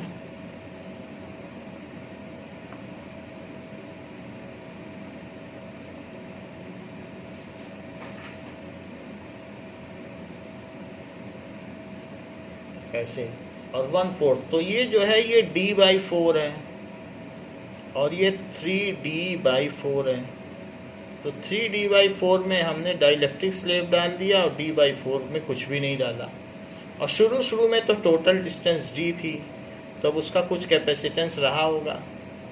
एंड ये जो डाइलेक्ट्रिक स्लैब ये जो डाला गया है इसका डाइलेक्ट्रिक कांस्टेंट K है और बाकी एरिया और वो सब तो जो भी है वो सेम है। एरिया पे चाहें तो मान सकते हैं ना। अब जरा देखें कि फर्स्ट केस में चूंकि ये फ्री स्पेस है तो फर्स्ट केस में जो E0 है वो V0/D के इक्वल होगा। E0 is equals to V0/D। जबकि सेकेंड केस में क्या होगा? हमें ये बात पता है कि जो K होता है वो उसमें क्या होगा? इट इज E0/E, ये चीज होती है। तो E क्या हो जाएगा? E हो जाएगा E0/K, ये चीज हो जाएगी। तो ये E की वैल्यू होगी। जहाँ जहाँ डाइलेक्ट्रिक होगा, डाइलेक्ट्रिक होने पर वहाँ फील्ड रिड्यूस हो जाएगी। तो यहाँ पर अब 2 तरीके का पोटेंशियल है। यहाँ से यहाँ तक एक अलग पोटेंशियल है और यहाँ से यहाँ तक एक अलग पोटेंशियल है। यहाँ V0 पोटेंशियल है और यहाँ पर जो पोटेंशियल है वो V है, क्योंकि वो डाइलेक्ट्रिक की वजह से है। तो इस तरीके से यहाँ पर तो हमने देख लिया V0 is equals to E0D। लेकिन यहाँ का पोटेंशियल देखिए, जो V है वो 2 तरीके से है। कुछ पोर्शन में फील्ड तो E0 है और कुछ पोर्शन में फील्ड E है। तो E0 फील्ड, क्योंकि V क्या होता है? ED होता है। So this is E0 into D न लिखिए D/4, क्योंकि अब इतनी डिस्टेंस पे है E इंटू D। तो इसलिए V is equal to ED होता है। जो फील्ड होती है वो पर यूनिट लेंथ होती है, तो डिस्टेंस से मल्टीप्लाई कर दो, पोटेंशियल डिफरेंस आ जाएगा। मान लीजिए कहीं की फील्ड 5 वोल्ट पर मीटर है। अब आपसे पूछा जाए 2 मीटर पे पोटेंशियल डिफरेंस बताओ, तो 10 वोल्ट का डिफरेंस हो गया, क्योंकि 5 वोल्ट पर मीटर है। अभी पीछे बताया आपको। तो 2 मीटर में कितना पोटेंशियल डिफरेंस? 2 से मल्टीप्लाई कर दो। 3 मीटर में कितना? तो जो D है D से मल्टीप्लाई कर दो, फील्ड में वोल्ट पोटेंशियल डिफरेंस आ जाएगा। तो हमने मल्टीप्लाई कर दिया। और साथ ही साथ E से किस में मल्टीप्लाई कर दो? 3D/4 से। लेकिन ई होता क्या है, ई नॉट बाई के। सो ई नॉट डी बाई 4 और प्लस इसकी जगह क्या लिखोगे, ई नॉट बाई के इंटू 3D बाई 4, ऐसा हो जाएगा। सो ई नॉट डी आप कॉमन ले लें, 4 भी कॉमन ले लें, तो अंदर क्या बचेगा 1 प्लस 3 बाई के, तो ये v हो गया। अब हमारे पास दो केस हो गए, एक केस में क्या चीज हो गई, एक केस में v नॉट आ गया और एक केस में v आ गया, लेकिन c नॉट क्या है, तो c not is equals to q is equals to C V, तो q तो चार्ज तो सब में वही रहेगा बाई v नॉट, तो c क्या है q बाई v, दोनों जगह अलग अलग है। तो यहाँ पर अब आप देखिए कि c is equals to q by जो v नॉट है, हम यहाँ पे v नॉट की भी वैल्यू डाल सकते हैं, that is equals to e naught D, और यहाँ भी डाल सकते हैं सारी, that is e naught D by 4, और जरा इसका एलसीएम ले लें तो कितना आ जाएगा कि दैट इज आप 1 प्लस 3 बाई के का एलसीएम लें तो k आ गया, तो k प्लस 3 आ गया, k प्लस 3 बाई के आ गया। सो इसलिए इसे लिख दें k प्लस 3 बाई के, इट इज। अब देखो ये जो चीज़ है इसमें 4 ऊपर चला जाएगा बाकी चीज, और जो c है, और c में अगर हम c नॉट से डिवाइड कर दें तो बोलो क्या होगा, c बाई सी नॉट, तो c पहले c को तो आप थोड़ा सा और इम्प्रूव कर लें, तो 4kq और अपॉन e नॉट डी और k प्लस 3, ये हो गया, ये तो c की वैल्यू है, और इसी में किससे डिवाइड कर दो, c नॉट से, तो यहाँ किससे डिवाइड हो जाएगा बताओ कोशेंट में, दैट इज c नॉट से डिवाइड करोगे तो q upon e naught D से डिवाइड हो जाएगा, और ये जो इज इक्वल टू इसका साइन है वो बीच में लगा दो, तो q से q गया, e नॉट डी से e नॉट डी गया। अब जरा देखो, तो अब आपके पास बचा c बाई सी नॉट, और ऊपर क्या बचा, ऊपर बचा 4k और नीचे बचा k प्लस 3, तो c क्या हो गया, c is equals to 4k upon k plus 3 times of the previous capacitance, c naught उधर ले जाओ, so new capacitance is this much time of previous capacitance, तो यही आंसर है, इस तरीके से चेंज हो जाए। तो हमने कुछ इसमें ख़ास नहीं किया है, आपको बस यही ध्यान रखना है कि v is equal to E D होता है, तो जो डिस्टेंस होगी वही तो रखोगे, तो यहाँ e नॉट था तो e not into D by 4, यहाँ e है तो e, लेकिन फर्दर e क्या होता है उसकी भी वैल्यू डाली तो v निकाल लिया, यहाँ c not is q by V naught और c is equal to q by V, formula डाला और डिवाइड कर दिया, बस आपका आंसर आ गया। सो इस तरीके से हम यहाँ पर कर सकते हैं कि कैसे चेंज हो गया। Now combination of capacitor,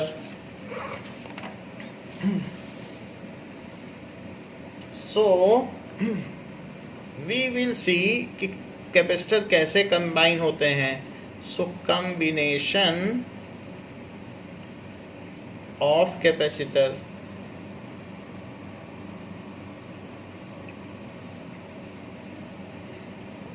so various capacitors may be combined in series, in parallel, or may have mixed combinations. So various capacitors may be combined in series, in parallel,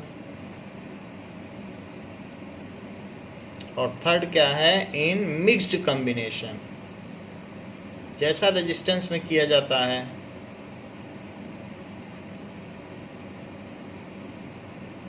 ना तो सबसे पहले देखेंगे कि कैपेसिटर्स इन सीरीज, तो धारित्रों का श्रेणी क्रम, कैपेसिटर्स इन सीरीज,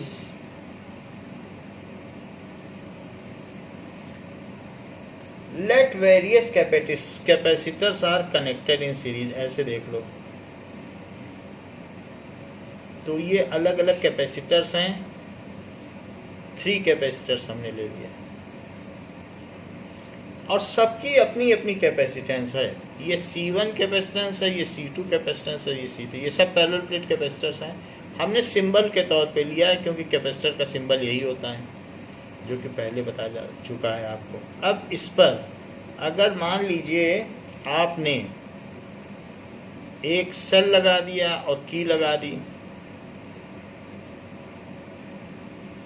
ऐसे कर दिया, तो इस प्लस की वजह से इस पे प्लस चार्ज आ जाएगा। तो जो प्लस चार्ज आएगा वो इसमें अंदर आएगा क्योंकि वो बाउंडेड चार्ज होगा। तो इसमें अंदर अंदर प्लस दिखा दो और उस प्लस की वजह से ये एंड इससे जुड़ा है, ये न्यूट्रल है, लेकिन न्यूट्रल है बट है तो कंडक्टर, इसका सारा निगेटिव चार्ज इधर दौड़ पड़ेगा और सारा पॉजिटिव चार्ज जितना दूर हो सकेगा हो जाएगा, क्योंकि प्लस से तो रिपल करेगा तो वो दूर भागेगा और इधर की प्लेट पे रहेगा जितना दूर हो सकता। ये निगेटिव है तो ये सारा निगेटिव चार्ज रहेगा और इसकी वजह से ये एक कंडक्टर ही तो है। तो इसकी प्लेट और इसकी प्लेट वायर से जुड़ी हुई है तो इसमें रिडिस्ट्रीब्यूशन होगा, बल्कि सारा पॉजिटिव, सारे इलेक्ट्रॉन इधर भागेंगे और सारा जो लैटिस पॉइंट्स के कैटायंस है वो इधर आ जाएंगे। तो मतलब इधर के जो लैटिस पॉइंट के कैटायन है उन्हीं के इलेक्ट्रॉन इधर भागेंगे। सो माइनस और ये प्लस। तो इस तरीके से जितना चार्ज इस पर माइनस क्यू है उतना ही इस पर प्लस क्यू आ जाएगा और जितना प्लस क्यू है उतना ही माइनस क्यू, क्योंकि इसमें तो रिडिस्ट्रीब्यूशन हुआ, ये है तो एक ही साथ कनेक्टेड, तो है तो न्यूट्रल ही। और ऐसे ही जितना माइनस क्यू है उतना ही इस पर प्लस क्यू, और इस पर भी रिडिस्ट्रीब्यूशन हुआ है, प्लस क्यू उधर चला गया, माइनस क्यू इधर आ गया, है तो न्यूट्रल ही। और ये माइनस क्यू इधर से इस पर माइनस क्यू गया और उधर से इस पर क्या गया, प्लस क्यू। तो ये चाहे इनका जो भी कैपेसिटेंस हो लेकिन चार्ज तो सब में सेम रहेगा क्योंकि वो तो मेटल के हैं। तो इसलिए in case of when capacitors are connected end to end, when capacitors are connected end to end, then such combination is called series combination of capacitor.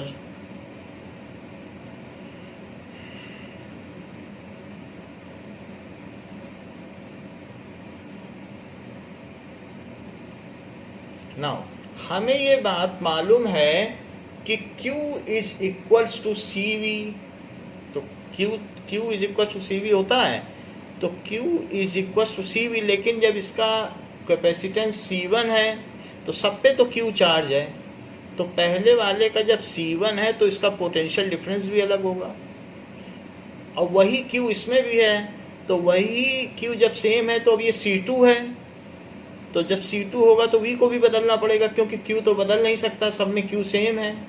और थर्ड वाले केस में भी Q सेम है, तो जब C3 कैपेसिटेंस बदला है तो V को भी उसी हिसाब से बदलना पड़ेगा जिससे कि Q सेम रहे, क्योंकि जितने भी कैपेसिटर सीरीज में होंगे सब में चार्जेस सेम रहेंगे।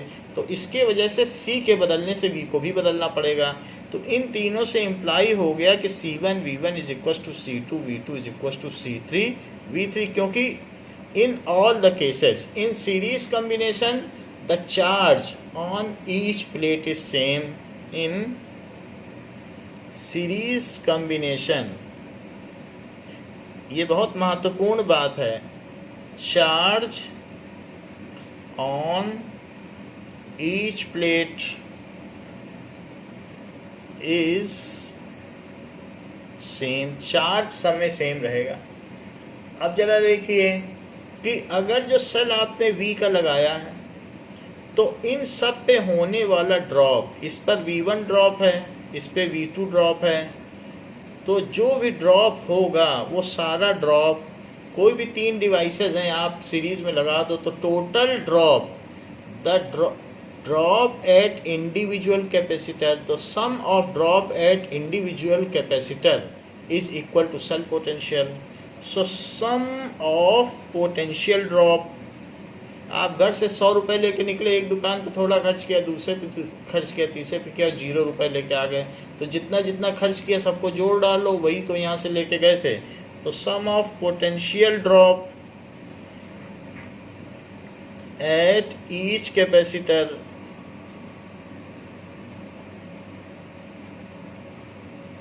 is equal to cell potential, it is equal to cell potential। तो यहाँ देखिए कि V is equals to V1 plus V2 plus V3, ऐसा हो, V is equals to V1 plus V2 plus V3 if all the capacitors जो भी है can be replaced with a single capacitor such that they bear the same charge, then such capacitor is known as equivalent capacitance। तो उसका equivalent capacitor बोला जाएगा और उसका जो भी capacitance होगा वो equivalent capacitance होगा। So अभी यहाँ पर देखिए, if a combination of resistor, कोई भी combination हो, if combination of capacitor can be replaced by single capacitor,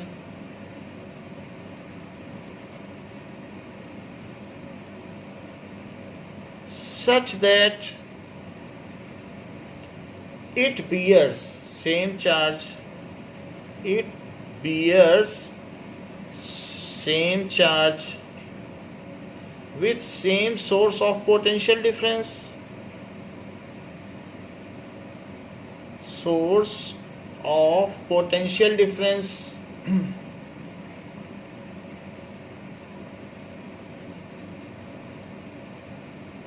then such capacitor is called equivalent capacitor, such capacitor is called equivalent capacitor।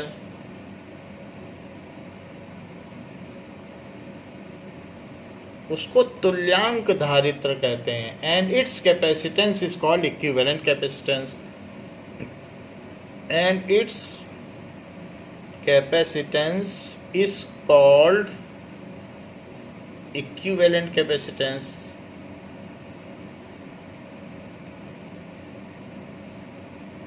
Capacitance, तो ये चीज़ हो गई। अब जरा देखो, मान लीजिए ये हमने मान लिया और अब हम सिंगल कैपेसिटर लगा रहे हैं जो कि उसका कुछ कैपेसिटेंस होगा C इक्विवेलेंट और हम उसे V से ही जोड़ देंगे वैसे ही जैसे जोड़ा है, तो उसको भी Q चार्ज रखना चाहिए। अगर हम सिंगल से इसको रिप्लेस कर सकें तो ऐसे केस में इसे C इक्विवेलेंट कहेंगे, अगर वो Q चार्ज रख पाता है तो। जबकि हमने इसको V सेल पोटेंशियल से जोड़ा, तो इस पर फार्मूला लगाओ, तो यहाँ पर जब फार्मूला लगेगा तो Q is equals to C V, तो V इज इक्वल्स टू क्या होगा, Q is equals to C equivalent V, तो V क्या हो जाएगा, Q बाई C इक्विवेलेंट। यही चीज़ जो V की है ये ऊपर डाल दो, तो Q बाई C इक्विवेलेंट और V1 की वैल्यू यहाँ से डालो, तो V1 की वैल्यू आएगी Q by C1, so Q by C1। V2 की डालो, सो Q/C2 V3 की डालो तो Q/C3, सारी वैल्यू डाल दी। यहाँ पर हमने इसको देखिए आप, Q = CV होती है तो यहाँ डाल दी, V1 की वैल्यू यहाँ से डाल दी, Q/C1, V2 की Q/C2, ये सब डाल दी, Q कट जाएगा। सो नाउ अब यहाँ पर इस इक्वेशन को देखिए। सो Q will be common and get eliminated यहाँ से। सो it will be now refined as the formula 1/C equivalent. It is equals to 1/C1 plus 1/C2 plus 1/C3. So कहा जा सकता है कि the reciprocal of equivalent capacitance is equals to sum of reciprocal of individual capacitance. So reciprocal of equivalent capacitance is sum of reciprocal of individual capacitance.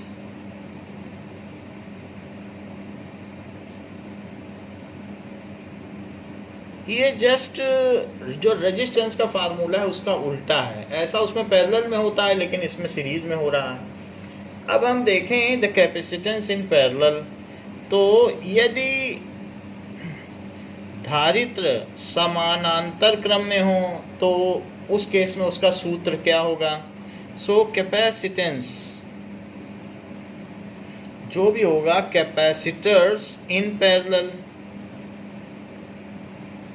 let us take 3 capacitors and connect them in parallel combination. तो हम 3 capacitor ले लें और उनको parallel combination में जोड़ दें। सो ये हमने सभी को जोड़ दिया है। If one end of all capacitors are connected together and other end of all capacitors are separately connected together, then such combination is called parallel combination. तो हमने इसको parallel combination में ऐड कर दिया है। ये देखिए, so if one end of all capacitors, one end of all capacitors are connected together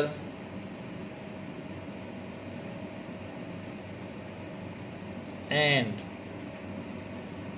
other end of all capacitors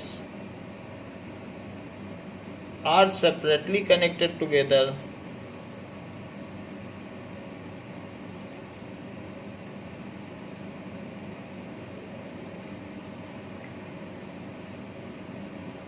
then such combination of capacitor, such combination of capacitors is called parallel combination.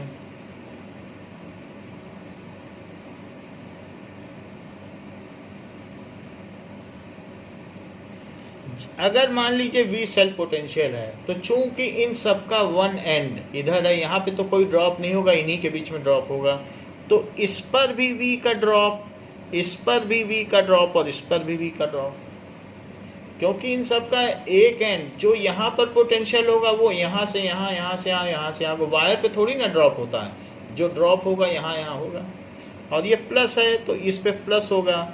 कोई capacitor छोटा है, कोई बड़ा है, सब हमने अलग अलग तरीके के कैपेसिटर लिए हैं, तो छोटा बड़ा होगा तो उसके हिसाब से सब में अलग अलग चार्ज हो जाएगा। जो छोटा होगा वो थोड़ा चार्ज लेगा लेकिन फिर भी पोटेंशियल समान होगा, तो पोटेंशियल समान होगा, छोटे में इतना ज़्यादा रिपल्शन होगा कि वही पोटेंशियल होगा, और बड़े में बड़े से बड़ा है तो उसमें क्या होगा, अलग अलग तरीके के चार्ज होंगे। अब कितना चार्ज होगा वो हम लास्ट में बताएंगे। दैट इज C1 और C2 और C3, सभी कैपेसिटर अलग अलग कैपेसिटेंस के हैं, लेकिन पोटेंशियल डिफरेंस इसलिए सेम है क्योंकि उनके एंड्स एक जैसे कनेक्टेड है। वन एंड सबके एक साथ कनेक्टेड है, दूसरा ऐसा है। पैरेलल जो रेजिस्टेंस है उसमें भी वही होता है, सेल पोटेंशियल सेम होता है। अब देखो Q is equal to CV होता है, तो Q is equal to CV, तो V क्या होता है? तो फार्मूला हमारे पास है Q is equal to CV, so V is equal to Q by C। अब V तो सब में सेम है और C अलग है, तो Q को भी अलग होना पड़ेगा, तभी जाकर के V सेम होगा। तो पहले वाले केस में जो V है वो Q1 बाई C1 होगा, यहाँ से देखो, क्योंकि V तो सब में सेम है ना, और दूसरे में भी वही V है और C अलग है, तो Q को भी बदलना पड़ेगा, Q2 बाई C2, और V is equal to Q3 by C3। तो सब में अलग अलग चार्ज होगा। जो C1 वाला है उसमें Q1 का चार्ज होगा, माइनस Q1 और प्लस Q1, और इसी तरीके से प्लस Q2 और माइनस Q2 और प्लस Q3 और माइनस Q3। सब में अलग अलग चार्ज होगा, सबका अलग अलग कैपेसिटेंस, V सब में सेम होगा। तो इनसे क्या इम्प्लाई होता है कि Q1 by C1 is Q2 by C2 is equal to Q3 by C3। सब में ये चीज हो गया। If all the capacitors are replaced by single capacitor, if all the capacitors are replaced by single capacitor so that they bear same amount of charge as is the total charge of 3 capacitor. क्योंकि हमें तो charge से मतलब है, हमें क्या लेना देना कि क्या कैपेसिटेंस है क्या वोल्टेज है, चार्ज ही डिस्चार्ज होंगे by single capacitor such that, वैसे हमने उसमें भी किया था रजिस्टर में भी, कि उनकी सबकी करंट उतनी ही हो जितना कुल मिलाकर सबकी करंट है पैरेलल में। तो यहाँ पर हम चार्ज के टर्म्स में करेंगे, such that they bear same charge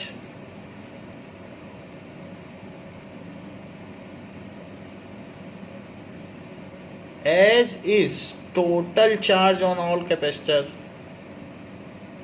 total charge on all capacitor।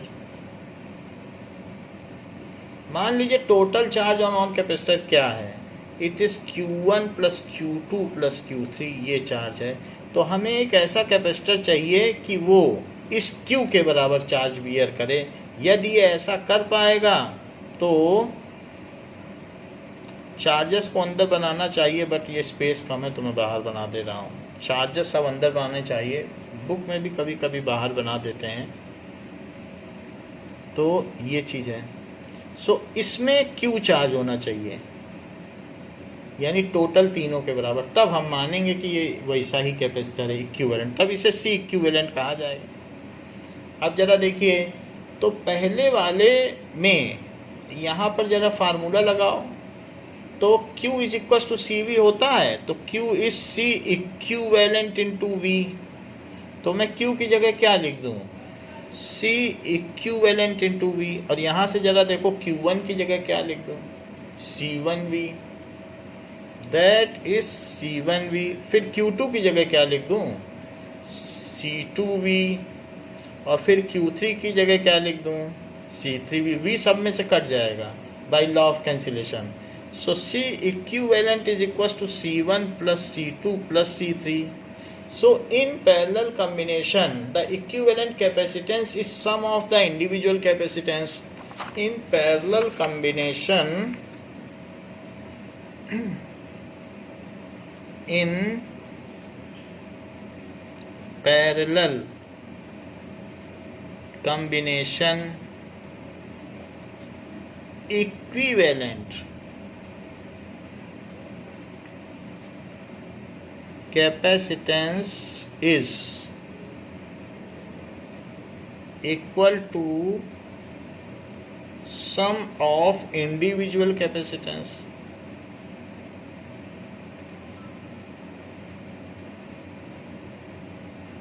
तो ये बात हो गई।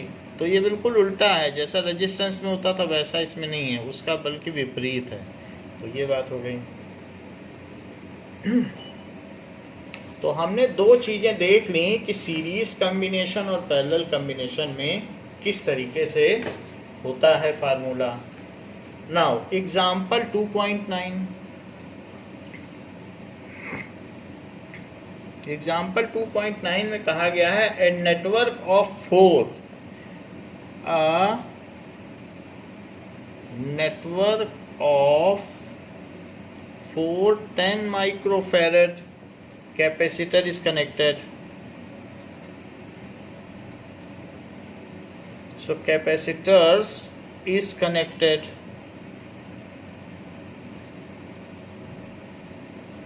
to a 500 volt supply, to a 500 volt supply. Determine the equivalent capacitance. Determine the equivalent capacitance.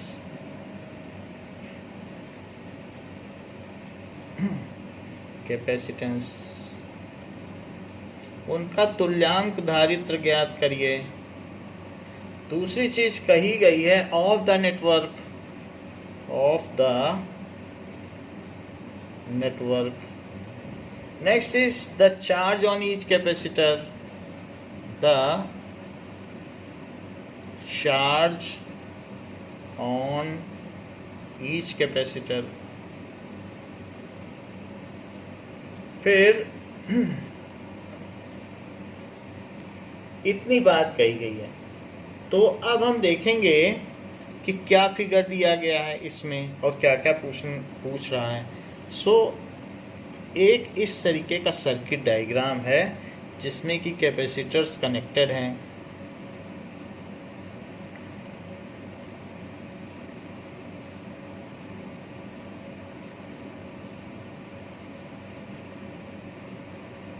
ऐसा है और इसमें 500 वोल्ट का पोटेंशियल डिफरेंस है। तो वोल्ट का पोटेंशियल डिफरेंस है तो ये ऐसे कह रहा है, भले ही उसने 500 वोल्ट का कोई सेल लगाया होगा और सेल के थ्रू पोटेंशियल डिफरेंस दे दिया होगा, ये 500 वोल्ट है। तो उस वैसे तो उसने एंड फ्री छोड़ दिए हैं, लेकिन हमने समझाने के लिए ऐसा कर दिया है। तो अगर 500 है तो ये प्लस एंड है, तो प्लस एंड है तो ये सारा क्या हो जाएगा, प्लस हो जाएगा। और ये इधर से माइनस एंड है तो माइनस हो जाएगा। तो ये प्लस है तो इधर भी सब प्लस हो जाएगा, और ये माइनस है तो माइनस हो जाएगा। माइनस होने की वजह से ये एंड इससे कनेक्टेड है और यह है पूरा कंडक्टर, तो इसका सारा प्लस चार्ज इसकी ओर दौड़ पड़ेगा और निगेटिव चार्ज दूर से दूर भागना चाहेगा। ऐसे ही ये प्लस एंड है तो ये सब तो कनेक्टेड है और कंडक्टर भी है, तो इसका सारा निगेटिव चार्ज इधर दौड़ पड़ेगा और प्लस इधर भागना चाहेगा, तो ये तो अपने आप ही चार्ज हो जाएंगे। तो यहाँ पर आप देख रहे हैं कि ये तीनों के तीनों जो कैपेसिटर हैं वो एंड टू एंड कनेक्टेड हैं, ऐसा होगा। तो यहाँ पर इनमें 4 हैं, ये 10 माइक्रोफैरेड, ये भी 10 माइक्रोफैरेड, और दिस इज ऑल्सो 10 माइक्रोफैरेड, ऐसा है। और जो चौथा है वो भी 10 माइक्रोफैरेड का है।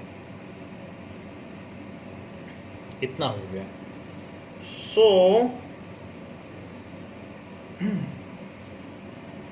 इन तीनों में ये सीरीज में है तो इन तीनों में चार्ज सेम होगा, लेकिन इन तीनों के साथ ये पैरेलल में है, इसमें चार्ज अलग होगा। क्योंकि जो पैरेलल है उसमें, क्योंकि इन तीनों का जो कैपेसिटेंस आएगा वो सीरीज में होने की वजह से इनके रेसिप्रोकल का सम होगा। सीरीज में जो कैपेसिटेंस होता है वो रेसिप्रोकल का सम होगा। तो हम इन सभी कैपेसिटेंस को C1, C2 और C3 ले लें। तो पहले एक हम देखें कि इनका इक्विवेलेंट कैपेसिटेंस क्या आता है, तो हम उसका डायग्राम बनाएं। इक्विवेलेंट कैपेसिटेंस जो भी होगा C1, C2 and C3 are in series। इसलिए अगर ये सीरीज में है तो इनका जो सीरीज रेजिस्टेंस है तो CS लिख लो, 1/C1 + 1/C2 + 1/C3, क्योंकि सीरीज में ये फार्मूला लगता है तो हम माइक्रोफैरड में ही निकाल लेंगे, बाद में बदलना होगा तो बदलेंगे, अभी हम ज़्यादा उसको एक्सपोनेंट में नहीं लेंगे। सो 1/10 + 1/10 और plus 1/10 it is equals to 3/10। तो जो CS होगा वो 10/3 माइक्रोफैरड होगा, 10/3 माइक्रोफैरड। यानी CS में जो भी इसमें सीरीज कम्बिनेशन है तो वहाँ पर कैपेसिटेंस 1/3 हो जाएगा। अब इसका एक नया डायग्राम बनाओ जिसमें 2 ही कैपेसिटर रखो।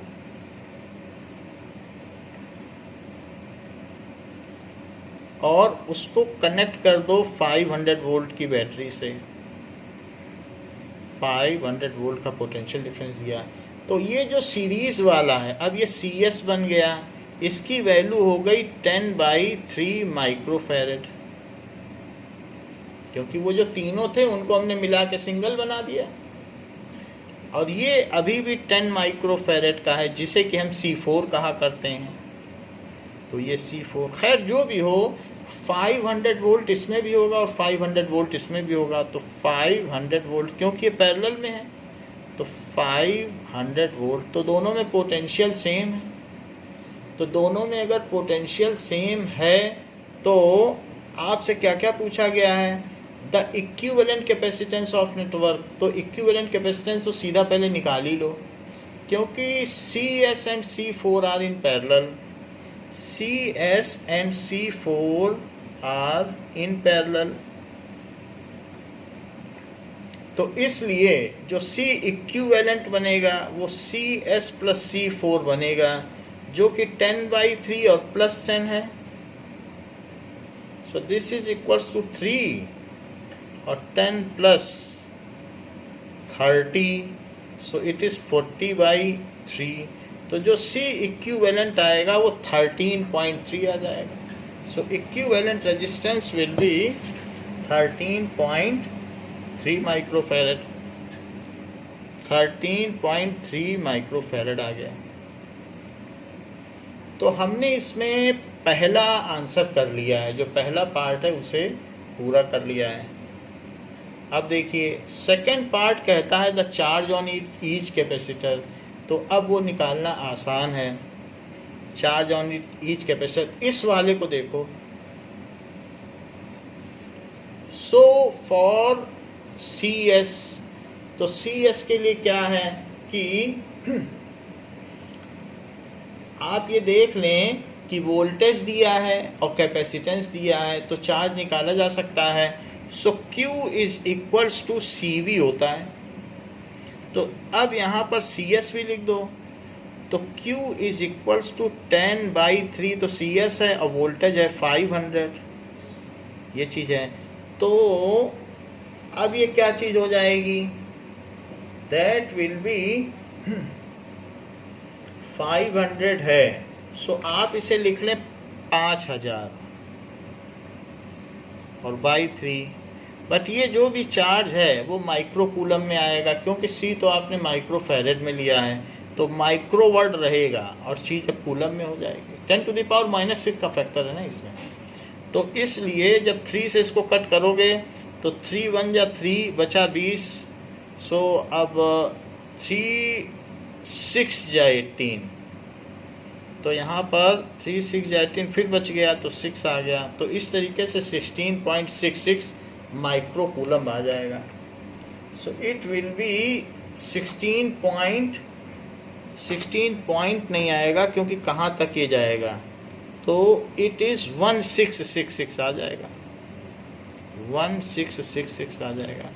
आप चाहें तो आप इसे बदल सकते हैं, 1.666 × 10⁻³ इसको बढ़ा दो, और माइक्रो कूलम में तो 10⁻⁻6 कर दो, ये कूलम हो गया। तो 1.666 × 10⁻³ कूलम। अब इसे आप कूलम में भी बदल सकते हैं, माइक्रो कूलम को मैंने कूलम कर दिया। जो चार्ज इसमें है, सीरीज में तो सभी में वही चार्ज होता है, तो C1, C2 and C3 will bear the same charge, क्योंकि जो CS में है वही तो सब में चार्ज होगा। जो CS वाले में चार्ज हमारा आया है Q, तो in all the 3 cases series में तो वही चार्ज होगा। तो C1, C2 and C3 will bear the same charge. C1, C2 and C3 will bear 1.66 into 10 to the power -3 coulomb charge. ये बात हो गई। अब बात रही कि C4 में कितना चार्ज है, तो C4 की बात कर लो। C4 तो Q is equals to CV। C4 है 10 माइक्रोफेरेड और V है 500, तो it is equals to 5000 micro coulomb. Micro word तो रहेगा।